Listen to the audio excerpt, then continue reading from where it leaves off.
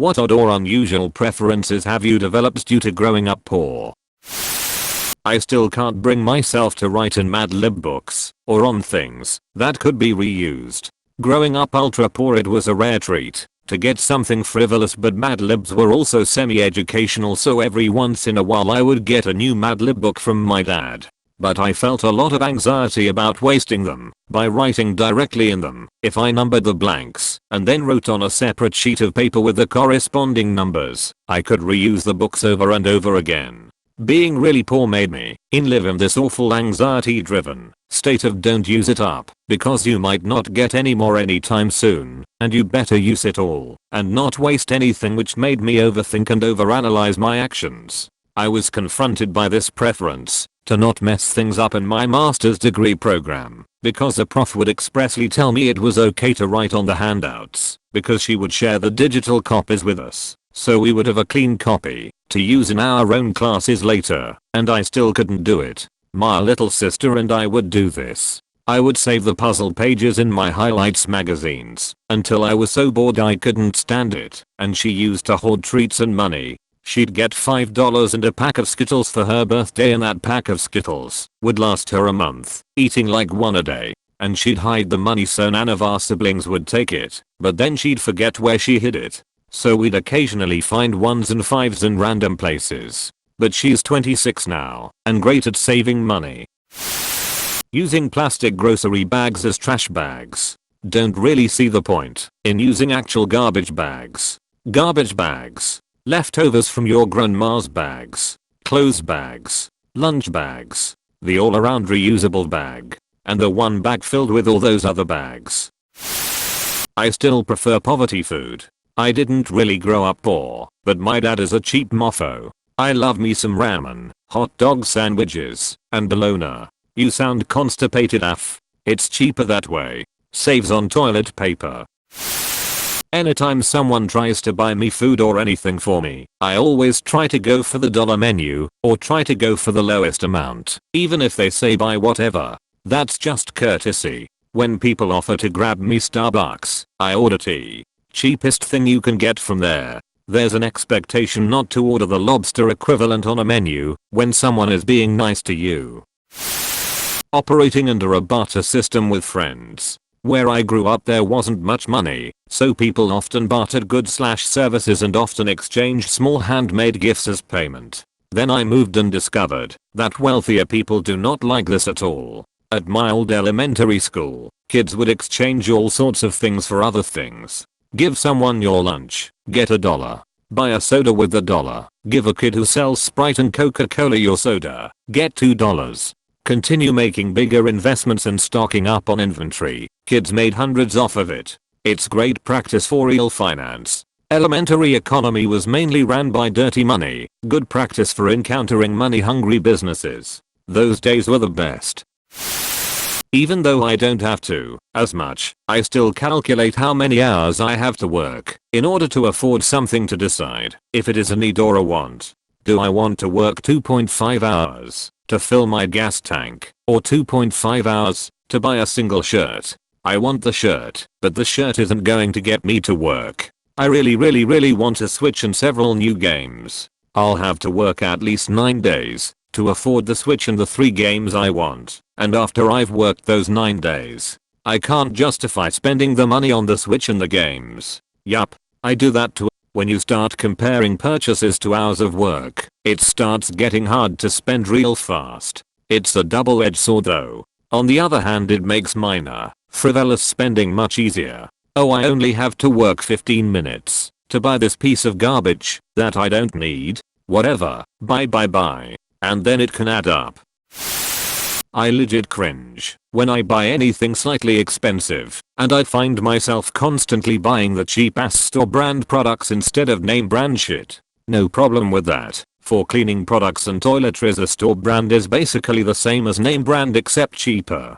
Just because you're not poor doesn't mean you can't save money. I typically buy cheap, but toilet paper is one thing I'll spend a little more on. My asshole deserves better. There's a couple things in life that you don't go cheap on. TP and condoms are high on that list. Dated a richer girl who told me she had never had Chef Boyardee or Spaghettios before, but was disgusted by them. Apparently her parents had always told her growing up that canned food was for dogs. What the fuck? Her saying that hit especially close to home, because I eat Spaghettios with a grilled cheese at least 3 times a week. My dad grew up even poorer than me, and he won't eat Chef Boyardee, because it is so shitty.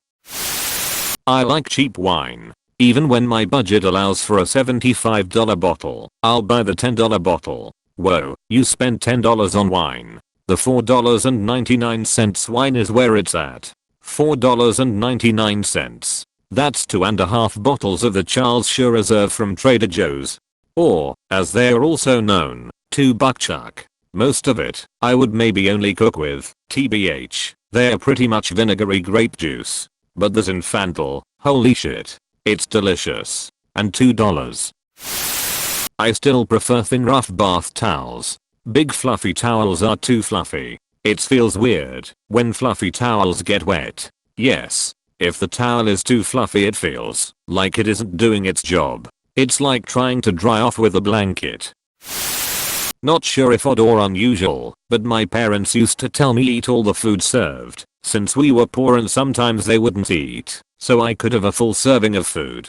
I'm no longer poor, but I still eat the full plate, no matter how full I am. Edit. I'm aware you can put food on the fridge for the next day or it's not the most healthy thing either, but it's the flawed solution my parents found, so I wouldn't be picky with the food or not eat on a whim.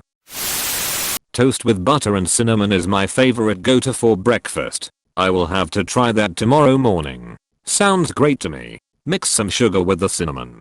Oh duck me. Haha, you just made me remember an unrelated story where I mixed cinnamon and MSG instead of cinnamon and sugar when making toast. Wasn't a great meal. 3/10.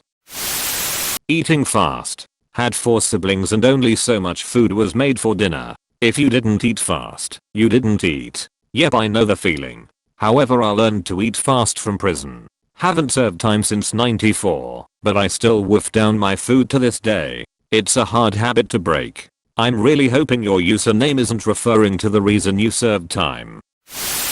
I just buy 1 pair of trainers and wear them until they fall off my feet, then buy a new pair. I make good money as an adult, but I still do this. I also don't buy branded clothes. I worked with a guy and we earned the same money, yet he collected limited edition trainers and drove an expensive car. I just couldn't comprehend the waste in money. I cycle everywhere, because it is good for health.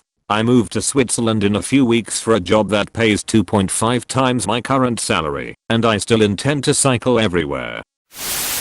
Not having a lot of clothes. I can't stand a cluttered closet, and having more than like 3 pairs of shoes seems excessive to me. Ditto. I had 4 pairs of shoes once, and I felt like I was suffocating, but they were all necessary. 1 pair for work, slip resistant, 1 for church, 1 for just daily use, and 1 pair of gym shoes.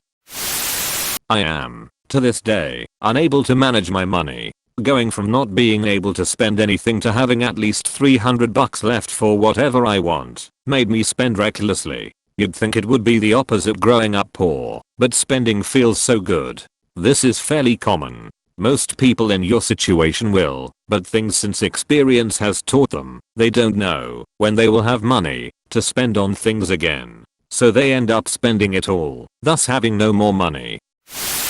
I love Little Caesars $5 pizza more than fancy brick oven pizza. BC spending that much gives me too much anxiety to enjoy the food. I was visiting my folks and my mom ordered pizza from Round Table, SoCal, and it came out to $64 for 2 large pizzas and 1 small. WTH.